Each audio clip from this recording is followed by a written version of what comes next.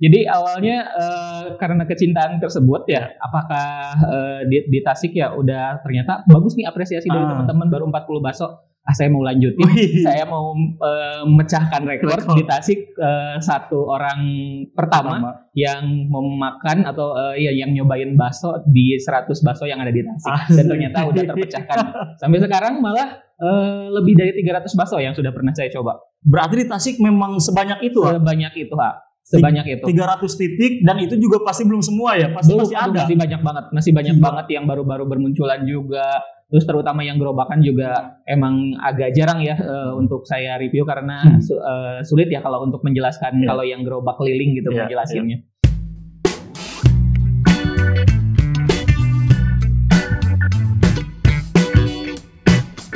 Ayudi sehat? Alhamdulillah. Alhamdulillah. Terima kasih Ayudi sudah mau hadir. Karena kebetulan tepat ketika video ini diambil sore hari nanti kita juga akan ada acara nih bareng Kang Yudi Barreto. Apa itu acaranya?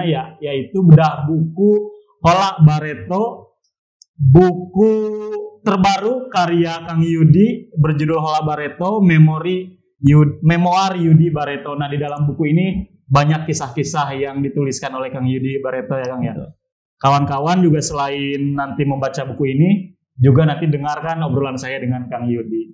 Itu. Oh iya Kang, ini mau minum apa sebelumnya? Susu, kopi dari kafe, air putih aja. Air putih aja. Bejo kalau saya mau kopi lah. Saya mau kopi nggak apa-apa. Kopi satu aja. Oke, Ayudi.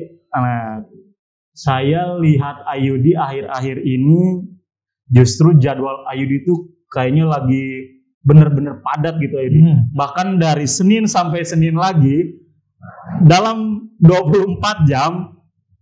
Dari snap WA deh atau dari Instagram story banyak banget kan konten yang dibuat oleh Ayudi gitu ya. Ketika tahun 2024 sekarang food vlogger semakin bermunculan, tapi sementara itu Ayudi memulai ini semua tuh dari tahun 2016 ya. Apa yang melatar belakangi Ayudi tuh? Karena dulu kan belum seviral sekarang kan, food vlogger itu masih jarang. Sementara Ayudi memulai langkah itu dari tahun 2016. Apa sebenarnya alasannya pertama? Kalau alasan yang pasti itu saya memang suka kuliner, dan waktu itu memang terpantiknya ada salah satu postingan di Facebook yang pernah saya lihat itu membahas 10 bakso yang menurut dia paling enak di Tasik. Tapi di beberapa bakso tersebut saya tuh kayaknya kalau versi saya bukan ini deh gitu. Jadi saya juga akhirnya bikin versi saya sendiri. Awalnya sih ya bakso-bakso yang saya sukai aja gitu. Terus ke sini karena semakin banyak apresiasi, dan waktu itu sempat tahun 6 bulan kemudian dari pas awal saya bikin konten yang pertama, pas 2017 bulan Januari itu baru banyak yang nge-share karena udah 40 bakso yang sudah saya posting gitu di Facebook waktu itu. Jadi memang awalnya lihat salah satu postingan aja gitu, dan saya pingin bikin versi saya gitu. Karena penilaian kuliner subjektif barangkali dia benar-benar sesuai selera gitu kan. Apalagi di tahun itu kan mungkin yang nyoba berpuluh-puluh bakso di Tasik kan jarang banget gitu. Betul. Dan sampai sekarang Ayudi katanya masih jadi orang pertama yang saya tahu gitu di Tasik yang mencoba 100 bakso di Tasik gitu. Nah, itu teman-teman ada nggak yang pernah nyoba 100 titik bakso di Tasik? Kayaknya belum deh, kayaknya cuma Ayudi. Iya betul. Jadi awalnya karena kecintaan tersebut ya, apakah di Tasik ya udah ternyata bagus nih apresiasi dari teman-teman baru 40 bakso. Saya mau lanjutin, saya mau memecahkan rekor di Tasik, satu orang pertama yang memakan atau yang nyobain bakso di 100 bakso yang ada di Tasik. Dan ternyata udah terpecahkan. Sampai sekarang malah lebih dari 300 bakso yang sudah pernah saya coba. Berarti di Tasik memang sebanyak itu? Sebanyak itu, Ha. Sebanyak itu. 300 titik, dan itu juga pasti belum semua ya? Masih ada? Masih banyak banget. Masih banyak banget yang baru-baru bermunculan juga.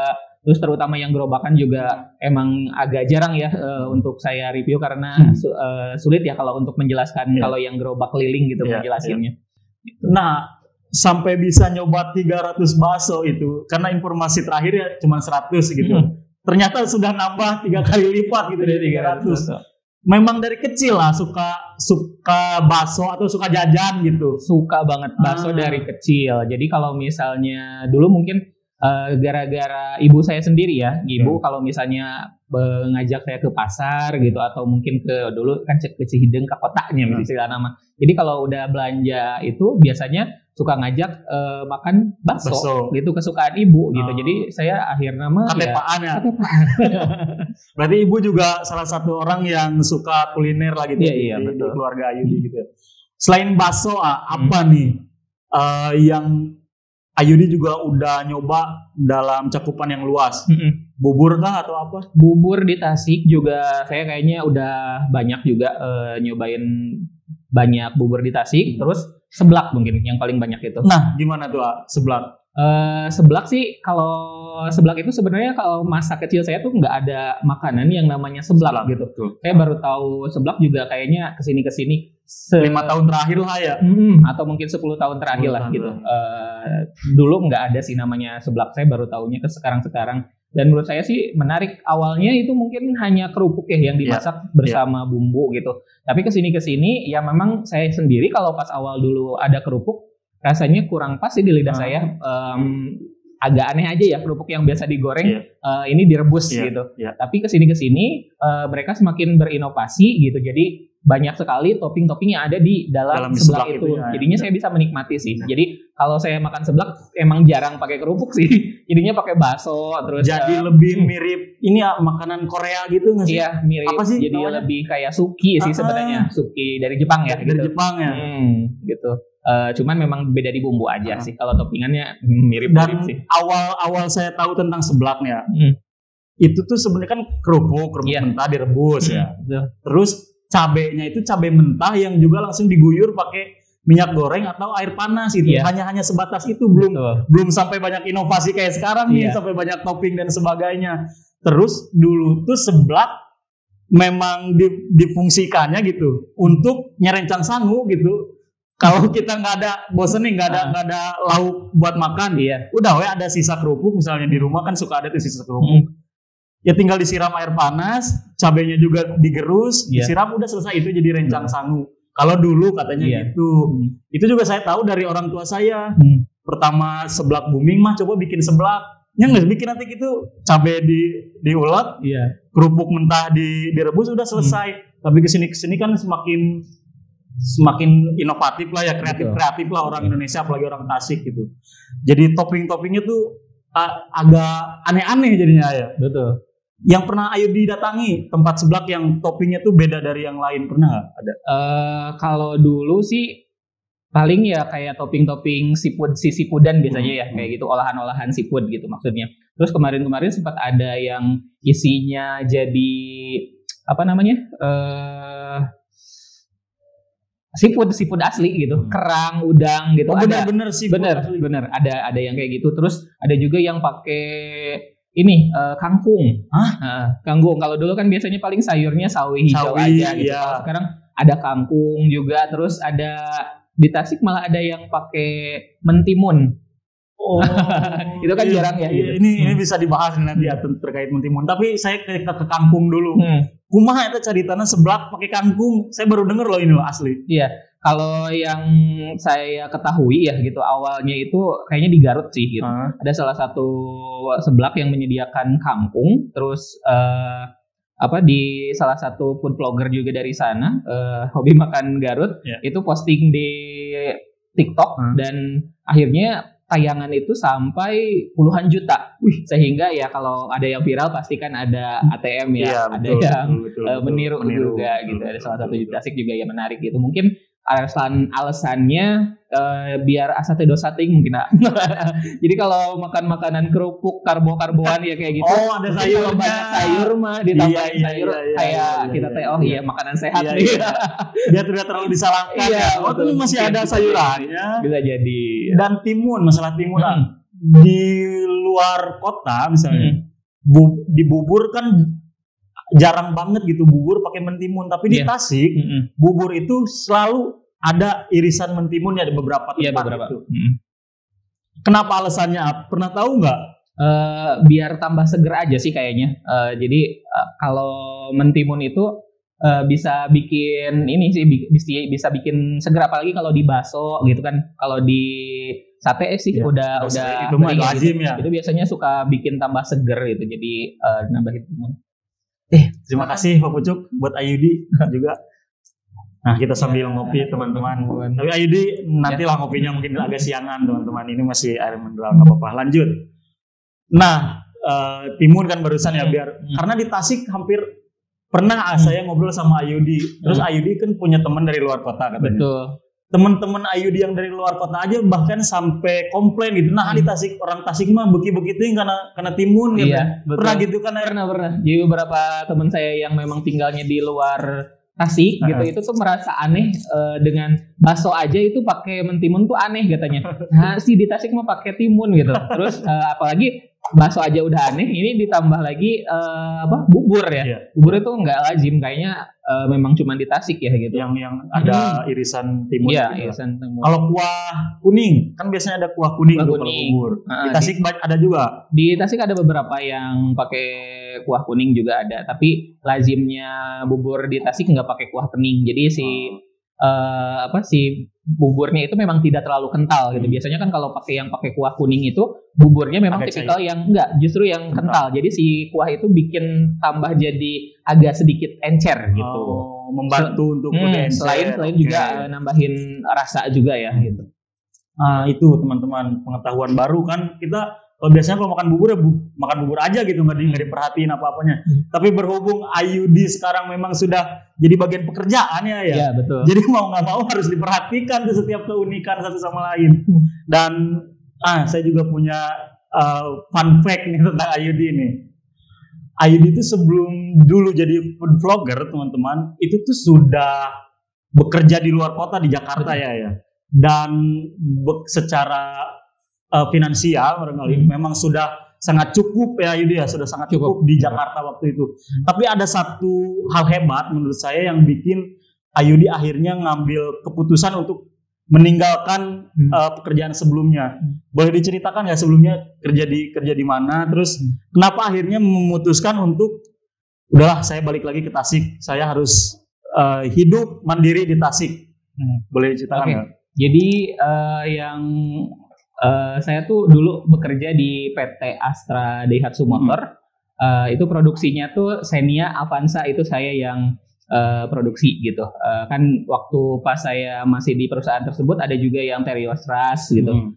Terus ada Grand Max, itu juga produksi dari pabrik yang sama gitu yang sama gitu. Nah, waktu itu memang sistemnya tuh kontrak kan ya. Kontrak 1 tahun, terus saya diperpanjang kontrak kedua gitu, udah 2 tahun kontrak, baru setelah itu diangkat jadi karyawan tetap. Kalau diangkat jadi karyawan tetap itu pensiun sekitar umur 55 tahun nantinya. Nah, seperti itu. Tapi memang ya banyak pengalaman lah di sana gitu, banyak pengalaman dan ada suka dukanya juga gitu. Terutama mungkin yang lumayan menarik itu jauh dari keluarga sih. Jauh dari keluarga itu yang lumayan banyak membentuk karakter saya jadi lebih berkembang lagi gitu. Nah itu. Terus kenapa saya akhirnya memutuskan untuk resign? Akhirnya resign setelah 5,5 tahun di sana, karena memang jujur pekerjaannya tuh buat saya sudah lumayan melelahkan dan juga jadi kita tuh kerja dari jam 7 pagi udah di pabrik gitu. Terus pulang-pulang tuh jam 8 malam, dan itu kondisinya kalau di pabrik kan saya berhadapan langsung dengan mesin juga gitu. Berdiri itu juga cukup melelahkan. Berdiri ya. Dan lembur sih. Sebenarnya kalau kerja kan sampai jam 4 ya. Tapi waktu saya hampir 5 tahun di sana, hampir tidak pernah pulang jam 4 gitu. Berarti selalu lembur karena target tinggi. Iya, makanya lumayan juga sih kenceng. Masalah finansialnya udah lumayan gitu. Cuman dia rasa-rasa kayaknya saya tuh nggak punya waktu, benar-benar nggak punya waktu sama sekali di luar gitu ya. Jadi ya saya nabung gitu, akhirnya bisa memutuskan untuk buka usaha lah gitu, supaya ya ada juga lah ada sedikit dibahas sebenarnya apa sih faktor penyebabnya ada justru lebih banyak lebih banyak di sini banyak di situ biar teman-teman penasaran. Ya secara garis besarnya memang itu, tapi ada yang membuat sempat hal-hal yang paling menurut saya sih kejadian itu tuh titik terendah saya dalam hidup itu di bagian situ sih. Itu saya udah nggak sampai karena kejadian itu saya sudah kehilangan semangat, harapan itu udah buyar lah ya. Kumaha gitu udah kumaha gitu. Jadi saya memutuskan untuk kayaknya kalau masih saya jadi pekerja akan seperti itu terus gitu. Jadi harus keluar dari situ. Gitu. Nah, ini lebih lengkapnya ada di buku ini, mulai dari Ayu di SMP, SMA, terus kerja di Jakarta, terus akhirnya mudik ke Tasik. Semua lengkap di sini, makanya teman-teman langsung pesan aja di Langgam Pustaka Bookstore, teman-teman. Gitu. Nah, ngobrolin tentang masa dulu Ayudi udah sekarang tentang food vloggernya nih ya. Yeah. Berarti dari 2016 sampai sekarang udah beranjak berapa tahun ya? Hampir 8 tahun ya. 8 tahun. Ada nggak titik lelah yang sama ketika memutuskan terjun di dunia food vlogger ini? Lelah pasti ada sih ya, pasti ada gitu. Apalagi kalau ketika si pekerjaan kan sekarang juga pekerjaan saya bukan hanya sebagai food vlogger gitu. Saya juga punya toko juga, terus sekarang juga merambah ke Just Tip karena Just Tip juga ternyata lumayan lumayan menghasilkan dan juga lumayan menyita waktu gitu. Jadi memang agak perasaannya Abi untuk satu hari 24 jam kurang gitu. Masih kene aduh ini kok jadi agak keteter. Tambah lagi dong 2 jam jadi 26. Iya bener. Kalau kita kan 24 jam ya guys, biar bahan tuh beres-beres ya poe 24 jam. Kalau ini kurang harus nambah 2 jam lagi. Karena sepadat itu ya kegiatan-kegiatan Ayudi sekarang. Lanjut food blogger 8 tahun. Kemudian sekarang merambah ke Just Tip dan sebagainya. Bahkan Ayudi juga sudah menginjakan kaki ke luar negeri dari konten kreator ini gitu ya, dari perjalanan food blogger ini. Cerita tentang di Thailand deh ya. Cerita tentang di Thailand gimana sih ya kondisi perkulineran di Thailand, kan yang kita tahu banyak banget makanan-makanan ekstrim gitu. Sebenarnya di Indonesia juga ada ya, di beberapa daerah timur banyak yang ekstrim, tapi di Thailand kan bener-bener lumrah gitu. Yang bikin Ayudi mau, gue harus coba makanan ini yang kata orang ekstrim dan sebagainya. Jadi kalau untuk kenapa saya milih untuk konten di Thailand, yang pertama dari segi biaya, dibandingkan sama negara Eropa kan tentu saja Thailand lebih terjangkau gitu secara biaya. Terus dan kebetulan memang ada temen yang suka Just Tip kesana juga, ada Teh Fitri Weliana, itu Just Tipper dari Tasik itu luar biasa. Itu sebelum Ayudi Teh Fitri dulu berarti? Jauh ya? Dia mah udah senior dan juga kelasnya udah beda banget sama saya. Kalau mainnya udah luar negeri lah gitu ya? Betul. Pakaian, dan waktu itu saya sempat lihat sendiri, menyaksikan sendiri itu orderannya pakaian, baju-baju cewek itu bisa sampai 2000 pieces. Dan dia tiap bulan itu ke luar negeri, ada Cina, ada Thailand, itu wah banget. Karena memang jadi pekerjaan ya. Bener gitu, saya aja yang maksudnya dari ini kan fashion ya, fashion itu kan 10 kali dipakai juga masih bagus kan kalau pakaian gitu. Tapi orderannya tuh gila-gilaan, sampai 2000 pieces gitu.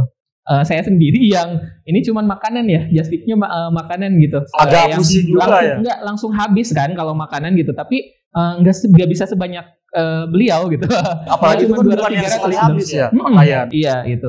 Nah kesana tuh bareng sama Teh Fitri juga gitu. Jadi kulineran memang yang menarik sekarang tuh ya di sosial media, makanan kuliner yang terkenal di Asia itu mungkin kalau Jepang kan udah dari dulu sebelum pokoknya dari tahun 90-an juga udah banyak lah makanan Jepang gitu. Setelah itu kan Korea juga gitu. Terus nah sekarang makanan-makanan dari Thailand juga sudah mulai datang ke Indonesia gitu, dan bagusnya di Thailand itu memakai Thai gitu. Thai tea. Iya, Thai tea itu yang paling populer banget itu Thai tea gitu. Beda apa sih bedanya Thai tea sama teh gitu? Ada yang nanya waktu itu, kalau misalnya di Thailand Thai tea disebutnya Thai tea juga atau tea aja gitu? Ternyata Thai tea tetap gitu. Bedanya sama teh biasa, kalau Thai tea itu pakai susu dan di beberapa tempat di sana tuh susunya ada susu murni, susu bukan susu kemasan gitu, tapi susu murni gitu dipakai ini, jadi lebih enak banget gitu. Berarti secara nggak langsung negara-negara besar ini yang di bidang kulinernya besar, mereka kan berhasil membranding negaranya untuk dikenal orang lain. Betul. Contoh sederhana Thai tea kan, bahkan masyarakat mereka sendiri menyebutnya tetap Thai tea karena itu disengaja kan sebagai identitas negara. Sementara kalau di Indonesia apa yang ada Indoti? Nggak ada Indomil ya, ada Indomil. Indomil susu ya. Oh bukan susu, kadang kental manis Indomil. Bedanya di situ mungkin ya. Nah, yang dicoba Ayudi makanan ekstrim. Makanan ekstrim sebenarnya kalau di Thailand sendiri bukan menjadi kebiasaan mereka gitu ya, untuk makan makanan yang ekstrim juga bukan sesuatu yang lumrah juga sih di sana gitu. Tapi karena mungkin namanya food vlogger yang datang ke luar negeri pasti pengen sesuatu yang berbeda dan baru mungkin. Nah jadinya mereka memilih untuk makan yang ekstrim-ekstrim itu gitu, dan itu berhasil kan gitu. Konten-konten mereka pun jadi lebih banyak ditonton gitu. Saya sendiri melihat waktu itu yang pernah saya cobain adalah udang mentah dikasih bumbu Thailand gitu, terus sama cumi mentah. Sempet juga nyobain yang ulat sagu, terus yang kecil-kecil gitu. Ada yang ulat sagu yang gede, terus ada yang kecilnya juga. Yang harus sekali telan itu apa sih? Ada kan itu yang jangan dikunyah katanya. Saya nggak nyoba sih kalau ya. Oh berarti ulat-ulat itu yang dikunyah dulu benar-benar dikunyah dan digoreng sih. Oh bukan mentah berarti ya kalau yang ulat. Oke. Jadi malah kalau yang yang mentah malah di Indonesia juga ada kan, kayak di Sulawesi ya kalau nggak salah, suka makan ulat sagu yang gitu. Terus ada yang kayak cacing yang di pohon-pohon yang sudah lapuk. Nah gitu, itu juga ada sih di Indonesia. Oke, menarik nih teman-teman. Ngobrolin perjalanan Ayudi di luar negeri, udah juga rencana ke depan, apakah mau membuka lini usaha baru? Kalau buka usaha tuh saya sebenarnya ingin banget gitu, pingin banget, dan sebenarnya saya juga kemarin udah mencobanya tuh. Saya sudah punya produk yang namanya Resep Oke Yudi, itu udah ada brandnya. Oh baru tahu nih saya nih, Resep Oke Yudi. Resep Oke Yudi boleh di-spill sedikit? Jadi waktu itu saya menjual karena memang follower saya tuh sukanya makanan peraci-acian dan juga makanan-makanan pedas. Jadi saya menyediakan itu cilok itu di Tasik udah sangat digemari gitu. Jadi saya membuat cilok sama otak-otak, dan itu pakai bumbu asam manis pedas gitu. Waktu itu untuk pembuatannya memang hanya seminggu sekali tapi ya gitu, karena saya nyecet sahur abi oge geningnya kayaknya 24 jam teh asa tercekap gitu. Memang kurang, untuk Ayudi harus nambah 2 jam. Iya benar-benar. Jadinya suka terbengkalai gitu. Terus sekarang juga ada bakso, masih di seminggu sekali saya bikin bakso Resep Oke Yudi gitu. Baksonya bakso aci, terus pakai tulang rangu gitu. Itu juga produk saya. Dibarengin dengan Just Tip. Oh, disekaligus kan dengan Just Tip. Cuman waktunya masih belum menentu barangkali Ayudi ya, karena fokusnya masih terbagi-bagi. Sapuruna. Ayudi teh punya tim nggak sih yang memang khusus menangani hal-hal yang seperti itu? Nah itu belum, justru gitu belum. Jadi kalau untuk di dunia konten ya gitu memang sudah ada kan, kameramen sama editor udah ada gitu. Tapi kalau untuk yang masalah perjastipan itu saya belum. Jadi semua saya yang manage gitu. Jadi kalau ada yang pesen juga itu dilayani sama saya langsung gitu. Nah itu yang riwo juga harus membelah diri. Misalnya hari ini jadwal ngonten kuliner 5 jadwal misalnya. Terus sorenya dikejar jadwal buat ngirim just tip. Itu kan pasti bikin bikin ya terbagi-bagi kan, lumayan. Jadi kalau untuk just tip itu kan seminggu sekali ya Ayah. Biasanya Sabtu sama Minggu. Jadi Sabtu saya berangkat ke Garut. Jadi di sana itu dalam satu hari itu Sabtu saya nggak ngambil job untuk syuting gitu. Terkecuali kalau yang ada yang mintanya itu dari Garut ya sekalian kan gitu. Sekalian konten di sana gitu.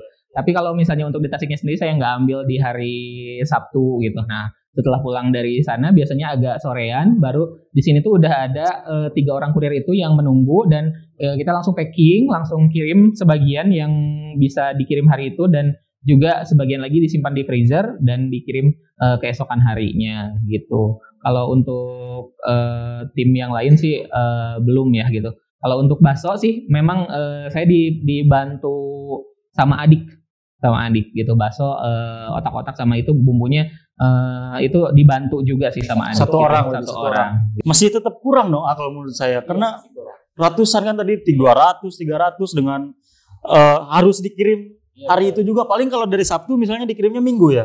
Iya Minggu gitu. Nah itu sebenarnya saya tuh pengen mengembangkan itu juga. Saya tuh tertarik juga pengen buka rumah makan sih sebenarnya gitu. Asik nih. Gimana rencananya? Cuman memang ya itu saya belum bisa nge-manage waktu. Jadi belajar dulu dari yang open PO ini gitu, dari cilok otak-otak sama dari bakso ini. Ya belajarnya dari situ. Kan belanja segala macam juga saya yang yang ngerjain gitu. Jadi masalah kayaknya kalau misalnya nanti saya kadang-kadang kalau lagi males aja gitu. Jadi takutnya gitu udah buka rumah makan jadi tepurun gitu tiba saya agak males tiba-tiba tutup kan nggak bisa ya gitu. Lebar oge gitu yang udah dikeluarin modal. Harus kalau misalnya nanti udah buka kan harus terus-terusan continue ya gitu. Kayaknya Ayudi udah cocok buka ini sih ya, apa sih ya, tim yang benar-benar ngurusin masing-masing posnya gitu. Harusnya gitu kan ya. Karena nggak efektif juga kalau sama Ayudi sendiri gitu. Betul. Dan saya sebenarnya kalau untuk membandingkan usaha selanjutnya, ya salah satunya saya pengen punya rumah makan, tapi lihat kondisi saat ini kayaknya tidak memungkinkan. Jadi saya mau nabung untuk sekarang itu pengen bikin kos-kosan. Lebih menjadikan. Pengen bikin kos-kosan. Saya setuju itu. Karena itu aja. Betul. Kita kan nggak usah ngurus apa-apa ya gitu, udah nyediain aja gitu. Maintenance-nya juga paling setahun sekali ya, apa sih paling gitu. Kenapa bikin kos-kosan? Karena rumah saya itu di belakangnya masih ada lahan gitu, Dan kalau dari rumah saya itu ada salah satu universitas baru di Tasik, Universitas Mayasari. Yeah. Di tempatnya tuh cuman 100 meter dari rumah saya. Jadi kayaknya cocok deh kalau saya punya investasi jangka panjang. Asik. Ya daripada rumah makan itu langsung bangun. Tapi tanahnya itu memang udah punya keluarga yang di belakang rumah. Asik. Langsung 100 pintu langsung. Udah pasti payu di mana ayo universitas. Di situ pasti ada kehidupan. Ya, kalau payu mah insya Allah pasti payu ya, tapi kan bangun rumah itu sabar ratus juta gitu itu. Tapi kita doakan yang terbaik ya untuk semua rencana Ayudi. Nah sekarang tentang buku ini nih ya. Kenapa kok dari food vlogger terus tiba-tiba ada keinginan untuk menuliskan kisah-kisah hidup Ayudi dalam sebuah buku? Boleh diceritakan gak ke teman-teman? Kalau menurut saya sih kemarin sempat saya juga kan ini juga kerjasama ya sama dari Langgam yang juga meyakinkan saya akhirnya mau gitu untuk menuliskan cerita saya di sebuah buku gitu. Agak ini tuh kayak ya catatan tentang ini kan bukan tentang kuliner secara keseluruhan gitu, tapi membahas juga tentang diri saya. Agak nggak pede juga sih awalnya gitu. Iya orang emang sukses apa nih harus punya buku gitu. Tapi kalau ditelaah lagi saya rasa kita semua manusia yang ada di bumi ini punya ceritanya masing-masing dan pasti akan sangat menarik. Jadi kita adalah pemeran utama di kehidupan kita masing-masing. Itu sih gitu. Quote of the day, kita adalah pemeran utama di kehidupan kita masing-masing. Betul, setuju Ayudi. Sama teman-teman kan banyak yang nanya, ini tuh tentang kuliner full. Bukan, ternyata teman-teman, ini tuh ada kisah-kisah Ayudi yang di luar dari perkulineran ya Ayudi. Porsinya jadi pas gitu, ada tentang kehidupan pribadi, perjuangan pekerjaan, dan juga di food vloggernya gitu. Teman-teman bisa langsung juga pesan ke penulisnya, bisa ya hubungi Ayudi atau ke Langgam Pustaka Bookstore. Kalau dari teman-teman ngasih tantangan, Ayudi, kita mau baca buku yang karya Ayudi yang isinya full tentang kuliner di Tasik. Siap gak menerima tantangan itu? Saya sebenarnya pengen sih, pengen. Jadi pengen lebih detail lagi ngebahas kuliner-kuliner yang ada di Tasik. Sebenarnya waktu itu juga saya sempat ngobrol juga sama teman, sama Teh Indri ya gitu, yang memang penulis gitu. Memang dari awal tuh, dari dulu sebelum buku ini tercipta, itu awalnya saya malah pengen bikin buku tuh ya tentang kuliner, ngebahas review-review tentang kuliner. Ternyata kalau ngebahas waktu itu saya pengen bikin bukunya itu tentang bakso yang ada di Tasik semua, khusus bakso berarti gitu, ya? Entah mungkin 100 bakso gitu. Cuman kalau kendalanya itu di penulisan sih, di penulisan. Kayaknya pas dibaca-baca ulang lagi, kok ini jadi bahasannya kadinya deui gitu ya. Kalau ngebahas bakso merenan baksonya tipenya yang kayak gimana gitu, terus teksturnya seperti apa bakso ini, kayaknya agak boring juga gitu ya. Saya tuh masih mencari formula supaya buku tentang kuliner untuk terutama ngebahas bakso aja tuh bisa menarik gitu. Asik gitu ya. Iya, dibacanya gitu. Agak lumayan sulit gitu ya untuk mewujudkannya gitu. Memang harus banyak referensi juga mungkin ya gitu tentang nyari-nyari buku tentang kuliner di buku-buku lain sih. Berarti niatnya memang sebelum buku ini lahir sebenarnya udah punya niat awal untuk benar-benar bikin buku yang pure bahas kuliner di Tasik gitu ya. Nah, Ayudi, balik lagi nih jadinya ke kuliner. Kalau dibanding kota-kota lain, karena pasti punya keunggulan masing-masing. Di Tasik, yang bikin kuliner Tasik unggul dari segi apanya sih sebenarnya? Kalau dari segi unggul yang paling unggul dibandingkan dengan kota-kota lain, yang pertama itu mungkin kalau dari varian atau jenis bakso yang ada di Tasik itu udah sangat oke gitu ya, udah sangat oke. Terus kalau jenis-jenis makanan yang lainnya tuh kalau di Tasik aci-acian ya gitu, aci-acian jajanan-jajanan itu karena salah satunya juga harganya murah-murah juga, bisa terjangkau. Itu yang paling menarik sih. Kalau ke Tasik menurut saya sih yang paling menarik untuk dibahas memang yang pertama bakso sih. Walaupun sebenarnya mungkin orang-orang di luar sana gitu yang tidak pernah tahu tentang Tasik, bakso itu terkenalnya mungkin Solo sama Malang aja gitu.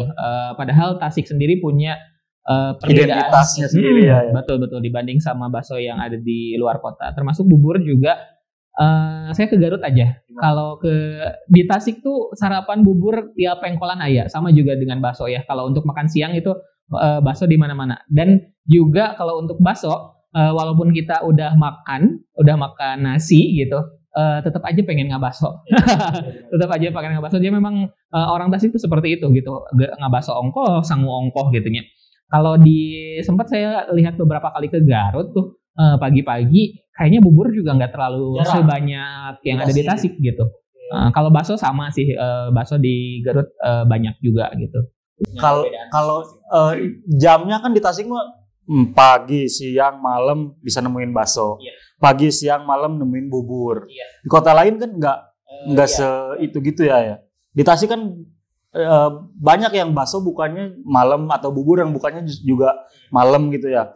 Berarti bisa dibilang gini nggak, kalau bakso sama bubur Tasik itu udah jadi identitas Tasik. Betul. kita coba buat bikin identitas Tasik lah dari segi kuliner gitu. Iya, memang seperti itu sih. Memang sudah menjadi tradisi dan menjadi budaya sendiri ya kalau di Tasik itu sarapannya bubur, makan siang walaupun udah biasanya kadang-kadang jam 10 jam 11 makan gitu. Terus kadang di Tasik itu beberapa orang memang makan nasi itu cuma 2 kali. Jadi yang siang itu kadang suka Yang bukan nasi, makan bakso. Biasanya sore gitu setelah asar biasanya makan nasi gitu. Dan keluarga saya dulu gitu kok gitu. Dulu sarapan itu sebelum sekolah terus sama setelah asar. Jadi nggak ada makan malam kalau di keluarga saya. Tapi ya di sela-sela itu makan siang gitu. Biasanya bakso, makan batagor, beratnya bukan nasi gitu. bakso, batagor kayak gitu atau lotek gitu. Nah kalau malam juga biasanya beda lagi gitu. Kalau nasi biasanya 2 kali kalau di keluarga saya dan di sekitar saya yang saya tahu gitu. Kalau TO belum kebahas nih sama kita. TO gimana tuh? TO juga sebenarnya makanan yang khas juga dari Tasik gitu. Walaupun di kota lain juga ada sama ya gitu. TO menarik gitu. Tapi TO itu memang tidak harus diakui memang tidak semua orang bisa menyukainya gitu. Gitu Kak. Dengan oncom itu ya bagi sebagian orang naon sih oncom gitu. Ketika dicampur dengan nasi biasa justru jadi aneh misalnya gitu. Ada juga sebagian yang gitu tapi sempet waktu tahun 2010 sampai 2015 itu TO juga sangat booming ya. Tapi entah kenapa sekarang tidak seperti dulu atau mungkin ada masanya mungkin ya. Maksudnya kalau sekarang tuh yang lagi rame memang kedai kopi gitu, coffee shop. Jadi si resto-resto kan sudah semakin bagus. Kalau dulu kan memang saat nasi TO yang di BKR itu ada banyak sekali gitu. Sekarang udah tinggal beberapa aja gitu. Karena mungkin jadi ada saingan nih resto-resto, kedai-kedai kopi itu juga ya. Dengan harga yang dibanding resto yang besar kan relatif jauh tuh harganya ya. Sebenarnya lebih murah sih dengan TO gitu. Tapi menarik sih gitu. Apalagi sederhana kan kalau TO biasanya makan kita sama gorengan aja udah cukup ya gitu. Dekatlah dengan keseharian kita gitu TO ya. Lanjut teman-teman, kuliner tadi udah beberapa kali kita bolak-balik ngobrolin kuliner. Sekarang saya mau ke lebih Ayudi secara pribadi, nggak apa-apa lah ya. Nggak apa-apa.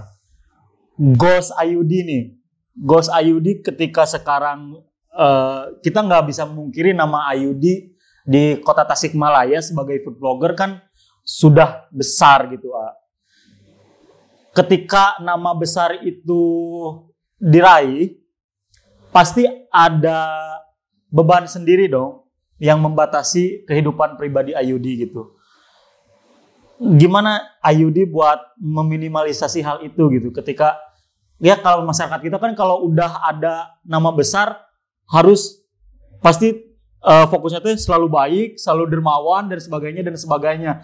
Cuman kan tetap di pribadi kita manusia biasa gitu, yang butuh ruang sendiri, ruang privasi gitu. Gimana Ayudi nanggepin hal itu? Iya, memang segala hal di dunia ini memang selalu ada resikonya sendiri ya gitu. Dan yang tidak pernah saya bayangkan sebelumnya yaitu menjadi seorang food blogger ternyata sekarang tuh 94.000 ya lumayan juga ya, 94.000 ya. Di Instagram, terus di TikTok ada juga gitu. Jadinya memang agak terbatas gitu. Jadi terbatas privasi kita tuh jadi agak tidak punya privasi lagi sih kadang-kadang gitu. Ya memang itu sebuah resiko, tapi memang kalau saya sendiri memang pengennya itu di sosial media ya namanya orang ya pasti ada sisi negatif dan positifnya. Tidak selalu positif ya gitu. Tapi saya berusaha menampilkan kalau di sosial media yang baik-baiknya sajalah gitu. Kalau hal-hal yang buruk ya tidak perlu tidak perlu di publish juga gitu. Nah, itu kawan-kawan obrolan saya bareng Ayudi. Wah, menarik ya. Tapi saya jadi belajar banyak hal nih. Jujur dari perkenalan saya dengan Ayudi akhir tahun 2023-an mungkin ya. Mulai dari karir Ayudi yang banyak diceritakan yang tidak mungkin kita ceritakan di sini gitu, Wak. Jadi belajar tentang penerimaan diri sih sebenarnya, karena boleh dispilah dikit ya. Ayudi sebenarnya kan orang yang cenderung lebih suka menyendiri kan sebenarnya gitu. Tetapi sangat kontradiksi dengan hari ini ketika Ayudi harus jadi food blogger, setiap hari ketemu ribuan orang gitu. Itu kan jadi pergolakan batinnya kan nggak main-main gitu. Terus belajar humble, karena banyak banget orang yang ketemu sama saya. Kita dulu kan pernah update foto bareng tuh yang Gus Sihoy X Yudi Barreto gitu. Terus ada yang ngechat ke saya, Ayudi orangnya humble ya ternyata, termasuk Teria loh. Teria ngobrol gitu sama saya. Orang mah Gus Sugante Ayudi teh pas sebelum kenal mah dengan nama besarnya Sugante kumaha, tapi ketika saya ketemu langsung nyambung anjir, enakeun orangnya. Makanya Teria kan gak segan untuk langsung banyak cerita ke Ayudi, karena penerimaan Ayudinya juga enak gitu, humble dan sebagainya. Kan nama besar itu sebenarnya banyak mempengaruhi, kita nggak nutup kemungkinan ya, banyak mempengaruhi orang jadi angkuh dan sebagainya gitu. Mungkin ini berhubungan dengan didikan yang diberikan orang tua. Boleh sedikit diceritakan nggak di akhir nih ya, didikan apa saja sih yang tertanam di diri Ayudi dari orang tua tuh? Kalau sebenarnya kalau dari didikan orang tua itu memang cukup keras ya. Waktu pas saya kecil itu orang tua tuh banyak larangan ini itunya juga sih gitu, tapi tegas, dan saya yakin orang tua melarang ini itu juga untuk kebaikan saya sendiri gitu. Dan juga kalau untuk masalah tadi terhadap orang lain ya, kita juga berusaha untuk supaya orang lain itu tetap bisa kita sapa atau berhubungan baik gitu. Gimana caranya? Karena yang namanya kita hidup bersosial pasti akan suatu saat akan butuh dengan banyak sekali orang lain gitu. Jadi sebisa mungkin kita menjaga hubungan baik aja sih sama orang-orang gitu. Mungkin ada juga ya sebagian yang sebagian juga ada yang melihat kalau saya tuh mungkin di luar gitu, ketika tidak di dalam konten gitu, diam saja gitu, atau mungkin ada yang bilang sombong mungkin aja kan gitu. Sebenarnya bukan sombong atau gimana, tapi saya tuh sebenarnya kalau misalnya berhadapan di banyak orang tuh lebih biasa diam gitu, tidak banyak berbicara tuh, karena jujur kalau memang mungkin ada yang bilang introvert ya mungkin gitu. Jadi suka tidak bisa gampang mencair dengan menyesuaikan orang frekuensi gitu. Ya itu agak sulit sih memang buat saya berhubungan dengan orang itu. Tapi ya saya juga untuk saat ini jauh banget dibanding sama beberapa tahun yang lalu gitu. Saya juga udah biasa mencoba supaya bisa membaur gitu. Tapi ya karena ya udah karakternya seperti itu, kadang-kadang agak susah juga gitu. Memang saya juga di keseharian lebih agak tidak sesering mungkin untuk banyak berkumpul dengan banyak orang gitu, karena cukup akan menguras energi sih kalau buat saya gitu. Dan itu juga diceritakan juga di buku ini nih ya, tentang Ayudi yang perlahan bisa berubah, menyesuaikan dengan lingkungan. Ini dibahas di buku ini karena saya sudah baca secara full, kawan-kawan. Tepuk tangan dulu dong untuk Ayudi. Berapa menit? Udah 40 menit lebih ya? Wah, udah 40 menit lebih. Ayudi, terima kasih atas kesempatan yang baik ini. Ayudi bisa main ke Langgam, saya bisa ngobrol di konten sama Ayudi. Mudah-mudahan semua cita-cita Ayudi bisa tercapai, sehat selalu, dan diberikan keberkahan di setiap pekerjaan. Ada lagi Aidi hal terakhir yang mau disampaikan untuk kawan-kawan atau untuk siapapun? Paling saya pesan untuk semua, kita ya tadi saya bilang kita adalah pemeran utama di kehidupan kita masing-masing. Semoga teman-teman bisa membawa diri dengan baik dan juga terus berkarya mungkin di bidangnya masing-masing.